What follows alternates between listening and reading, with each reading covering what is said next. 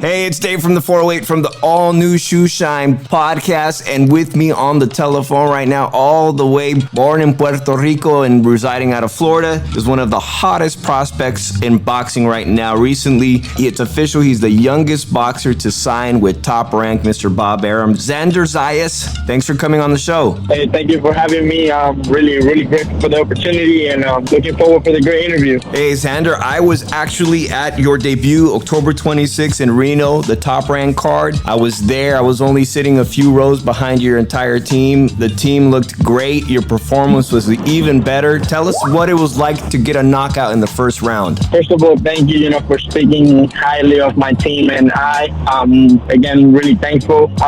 Second of all, I felt great. It was a great performance. I believe we went in there, do our job, do what we had to do, and just follow the game plan and have fun in the ring. Absolutely. So right now, I think the Olympic trials are just starting for all these amateurs. Let's talk about your amateur career, because you were the USA Boxing Youth National Champ multiple times, and you had to make a decision with your family at 16 whether or not to go pro or go for this Olympic trial. Why were you not eligible to go into the Olympics? Now that you're talking about the Olympic trials, I got a teammate that will be making his Olympic trial debut on December 7th. Yeah. In Louisiana. His name is Charlie Sheely, so look out for him.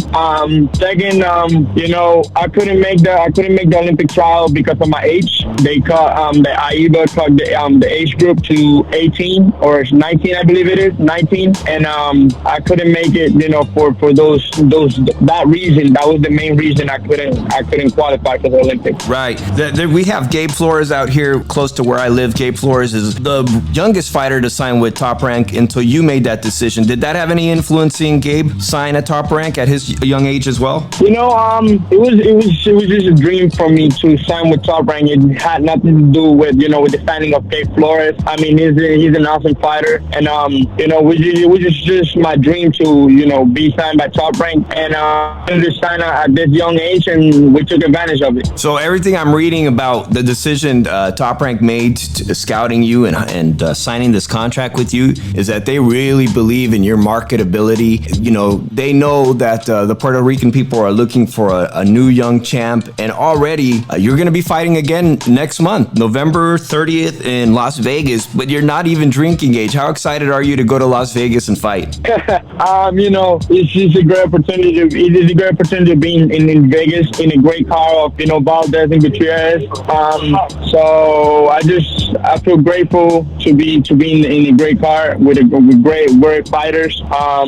And just looking forward to get the W again. Absolutely. So already you're fighting 30 days later. I'm wondering, how many times do you think your team will? How many times do you think in 2020 you'll be able to fight as they start to build your career? It's accelerating at a rapid pace. Yeah, I don't want to set a number up, but whatever Top Rank got set for me for 2020, I will be ready. I'm always at the gym training hard, just working on my craft, and I have a great team behind me. So whenever Top Rank thinks that whenever Top Rank give me the next day, I'll be there and I'll show up and do my job. So just to put this into consideration, are you doing homeschool right now, or will you get to attend a prom next year? Yes, sir, I'm doing homeschool right now. Hopefully I get to attend to prom. But I mean, again, I'm doing homeschool and training. That's about it. Right. But and knocking grown men out in the ring, right? You knocked out your opponent was already. I heard he was 30 years old. Actually, tweeted the night that you knocked him out. I tweeted immediately, and your team, I think they retweeted it. So that's really great as far as that. You got a huge Instagram following already building, 11,000 plus people on IG, and that's always a great thing. What's your IG? Hey, yes, Xander. I'm sorry. No worries, man. You got a tremendous Instagram following already building, and that's going to be key to success for this younger generation of fighters. Ryan Garcia is doing a tremendous job building a following. What's your IG account? You can follow me at any social media at Xander Zayas, and XANDER Zayas, and you'll find me anywhere in social media. So also, Xander, I've been talking to these great guys over at Fit Warrior Clothing, and you've already got a clothing line with Fit Warrior. Is that right? Yes, sir. Yes, sir. I'm doing a collaboration with Fit Warrior. They do a great job with every athlete that they work with, and I'm just again grateful to have a great team like them behind me. Absolutely. So, they'll be going to my fight November 30th in Vegas. Oh, awesome. I may actually be at that fight myself. It looks like I've got tickets for that.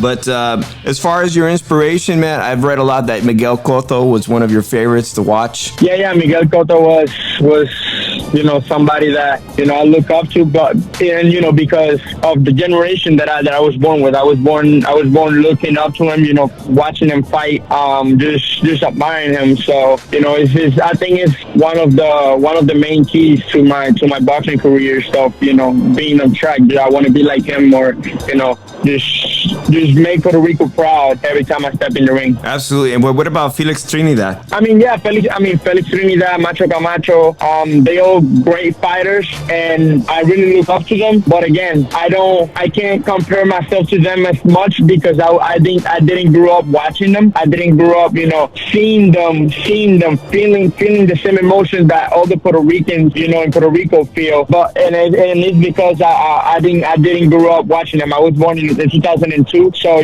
my generation was Miguel Cotto. Right. But I've watched many fights of Felix Trinidad, and I admire him as the champion that he is. And as far as looking into the future, do you see a city that you'd love to fight in? I mean, New York City was kind of home base for Miguel Cotto, and of course, there's a great population of Puerto Ricanos there. Is there a city in your mind that one day you'd like to fight out of, primarily? Man, I think New York City will be that city that I want to make my home the same thing that Miguel Cotto did at Madison Square Garden. In New York, it's a lot of Puerto Ricans and a lot of support, and it's the East Coast, man. Absolutely. So Xander, you'll be fighting November 30th on the Top Rank card. It's a tremendous card. I think there are still some tickets available on Ticketmaster if you're in the Las Vegas weekend for Thanksgiving and you want to see a tremendous card. Head on down there and see 2020s. Well, I think you're going to be one of the most exciting prospects in the welterweight division. And of course, the welterweight division is stacked with talent. Definitely somebody to watch. Xander, thank you so much for coming on the Shoeshine podcast, and wish you all the best of luck November 30th. And hopefully you'll be 2-0, and you're invited to come back anytime and give us a talk. Hey, David, thank you. First of all, thank you again for the great interview. Thank you for speaking highly of me, my team. I'm really grateful, and hopefully we can do it again soon. Absolutely. Looking forward to seeing you in the ring again. Thanks, Xander Zayas. Xander Zayas, one of the most exciting prospects 2020. You heard it here first. Thank you, guys. Thank you.